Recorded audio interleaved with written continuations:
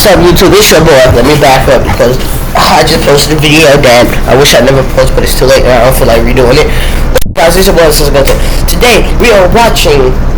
I can't think of the Bears starting quarterback for this week name, but he was a D2 quarterback out of some D2 college, and now he's an NFL star.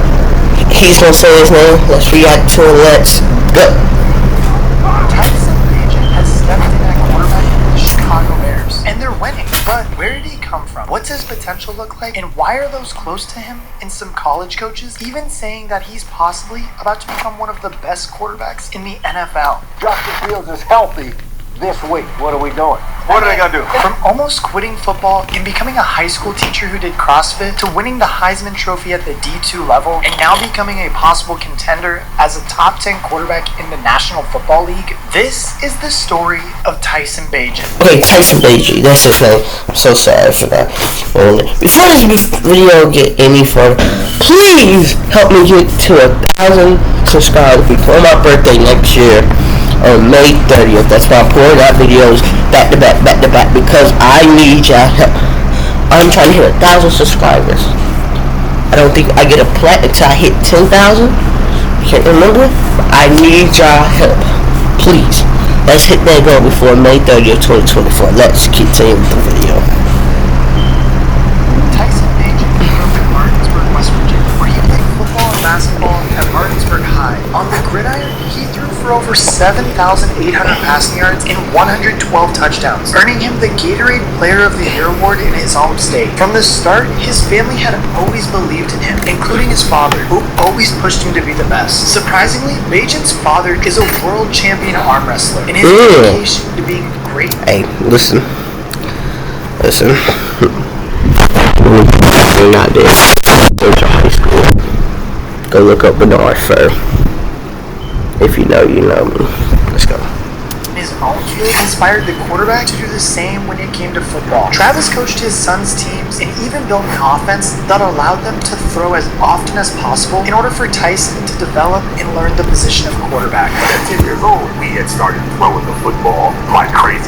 Instead of practicing 2 days a week, we practiced 6 days a week, right? He saw potential in his son and was the first believer that he could be something very special. Tyson It's his video that's lagging, not mine. Two-star recruit, and despite leading his team to back-to-back championships, he still received no D1 offers. I had an offer from the University of Albany, offer from Robert Morris, West Virginia University flirted with me, Marshall flirted with me. Anytime it came time to pull the trigger, they didn't. They had their doubts. How could all of these premier colleges just let this gunslinger fly under the radar and go unnoticed after this type of resume? And while not knowing what to do next, he still had a passion for football. So he chose D2 as the route he would take and landed at Shepherd University, a local school in Shepherdstown, West Virginia, where he won the starting quarterback role as a freshman. His dedication to preparation and being the very best version of himself is profound. Bagent threw for 3,029 yards in his freshman year with 29 touchdowns and 13 receptions. The following year, he helped his team win 9 games and drastically improved on his own output, increasing to 4,349 passing yards. 4,030, man! I'm a lineman, man. 6 touchdowns, but it was his final 2 seasons that really had those paying attention in awe. A now far more experienced version of Tyson Bagent reached 5,000 passing yards in 2021 and threw for 53 touchdown passes in what was an outstanding year for the Shepherd quarterback. And it was at this moment that he knew he would have a shot at making it to D1. So Bagent entered the transfer portal and took visits to both West Virginia and Maryland. I put in so much work and put up such good numbers and, a proven winner. So I got offered by the University of Albany and the University of Robert Morris.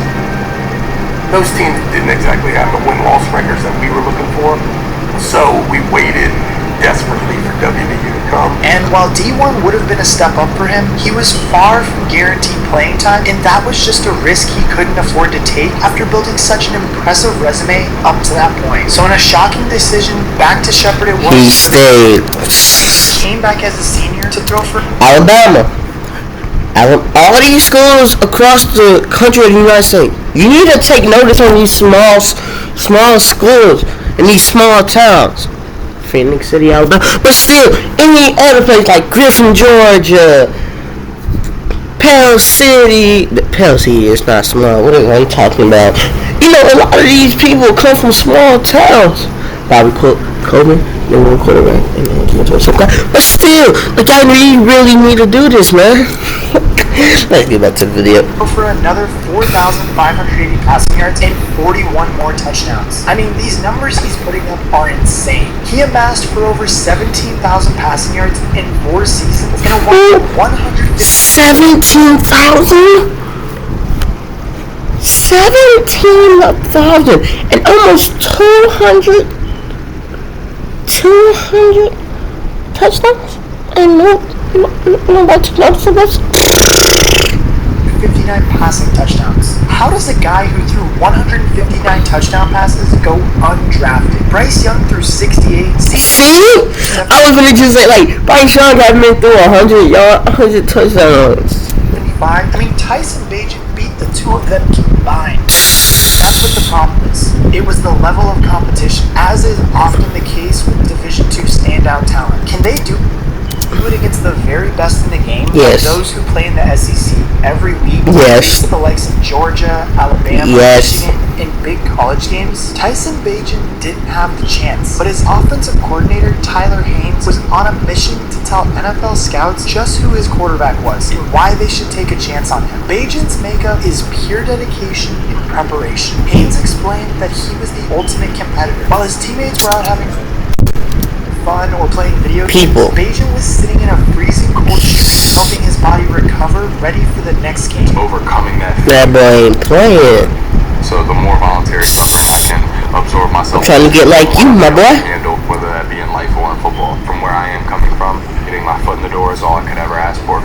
It was these characteristics that Tyler Haynes wanted NFL teams to know about. He spoke to scouts from every single team in the league, and you know which team was the only one that paid attention? The Bears. Hell, in a game against Kutztown, Shepard had fallen behind 21-14. Haynes describes it as one of Bagent's most inspirational performances, leading the team back to a win and picking up 456 passing yards and 4 touchdowns along the way. And can you guess who was at that game? Scouts from the Chicago Bears, of course. They were watching him. Coming from Division II, it's tough to earn the respect of the NFL. Blue chip programs are putting out highly productive talent into the league year after year. No disrespect to my favorite team, Ohio State. You can't name me one quarterback from Ohio State that had who been a starter for multiple years. I love Ohio State. That's my favorite team. But you can't name it. And you can't name one from Alabama. They all become bust and stuff like. You gotta take notice on this, man. While a school like Shepard has had just 6 players make it to the NFL in their history, Bagent being one of them. I mean, hell, the only other player to be drafted out of Shepard was a running back by the name of Wayne Wilson from like the 80s or something. Outside of him, the program name has never been called in the NFL draft. And the same was said for Bagent when he went undrafted and wouldn't hear his name called during this past draft name drill. You think that every single name that goes before him is a drastic mistake. But if he is the last pick in the draft, you're not going to be able to tell from the part in the celebration that he wasn't, in fact, the number 1 pick in the draft. But in a shocking turn of events in May, Tyson had received a phone call from, you guessed it, the Chicago Bears. The draft was over. Because they don't want to. They gave me the call. Very emotional. They realized that pretty much accomplished the impossible. You think about all the hours and the hard work just to get to this point, and just being so happy that you're being rewarded with something you wanted ever since you were a little kid. And after years of going under the radar and having outrageous... Look at the numbers, bro! Come on.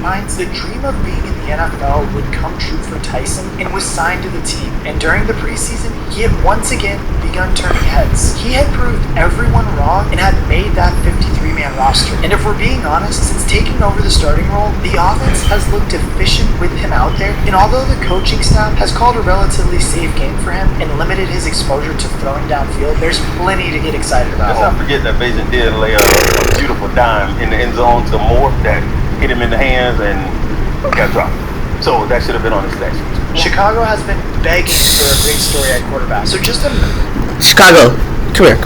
If y'all don't pull the Bill Belichick thing and keep this dude as y'all starter, I see y'all winning Super Bowls. Not this year, but in a couple years. I see y'all winning Super Bowls. Out of Shepherd University to turn into a top 10 Chicago Bears quarterback of all time. Now, what makes this story particularly intriguing is because we've seen this exact same scenario in San Francisco. Trey Lance, who had struggled to make an impact, goes down injured, allowing his backup, Brock Purdy, a chance to show what he can do. And next thing you know, Purdy comes in, wins over the crowd, the organization, and before you know it, Trey Lance is no longer a Niner, and Brock Purdy is the starting quarterback in the NFL. That's where the impossible task of attracting data guys like Tyson Bagent comes from. He might not have been drafted, but Tyson Bagent got exactly what he needed. All he wanted was a chance, and his path here hasn't been just given to him. PJ Walker has had his fair share of experience. He's been a pro since 2017, went to the XFL, and impressed there before returning to the NFL and making several starts at multiple franchises. Chicago picked him up in March of 2023 as a viable backup quarterback to Justin Fields. He's athletic, could take off and run, and ultimately was a perfect option as the team's backup. Enter Tyson Bagent, who not only earned he played for the Browns now. The spot on the roster, but beat out Walker for the backup role. Let's not overlook how important this is. This undrafted Division II quarterback. Look at that win-loss record, though. Let's not overlook how important this is. This undrafted. Look at this. Look. Let me prove my point. Gotta go trust the old trusty phone. How many interceptions have Bryce Young threw in college?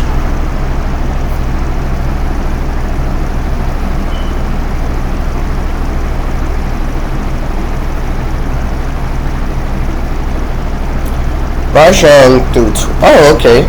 So Bryce Young threw only 12, but still! Division II quarterback with 0 reps in the league was impressive enough that the Bears kept him around and cut PJ Walker before the first season of his 2-year deal had even begun. Bagent made some nice plays in the preseason, and his staff had seen enough to make him the backup quarterback. That just doesn't happen that often. The backup quarterback job is not just a guy waiting to play. He has responsibilities to help prepare the starter and work on the sidelines to read defensive cues and so much more. The Bears believed in Bagent. What's up, man? Paying off for both sides now. Definitely had nerves today. I appreciate Coach looking out for me.